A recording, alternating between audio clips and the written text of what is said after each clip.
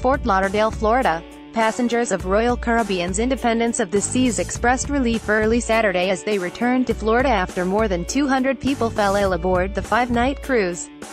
Royal Caribbean said 220 passengers came down with a gastro-intestinal illness during the cruise, which left Fort Lauderdale's Port Everglades Monday for Labadee in Jamaica. The company said the illness affected only a small percentage of the more than 5,000 people aboard. However, some passengers disputed the company's count, saying many more people were sick. Passengers who departed the ship Saturday described an extremely unpleasant trip at sea. Tracy Flores said her 15-year-old son came down with the stomach virus Wednesday.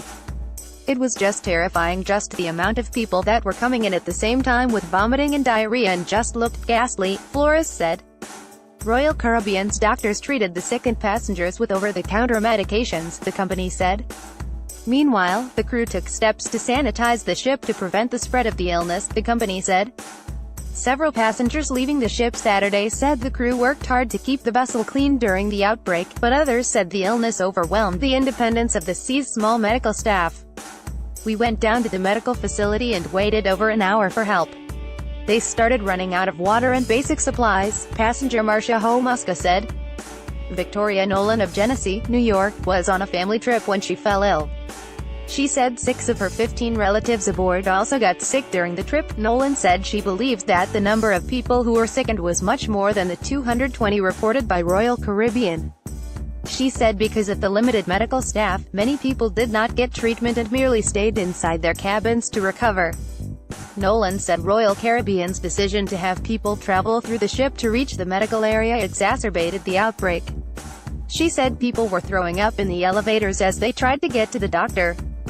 Nolan said she went to the medical area, but turned back after finding out the wait was more than 4 hours. "It's not their fault that it happened, but the way they handled it after people started getting sick made it 10 times worse," Nolan said.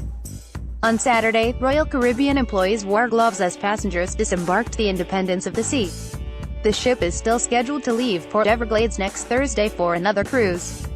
The company said the crew would deep clean the ship after all the passengers left the vessel.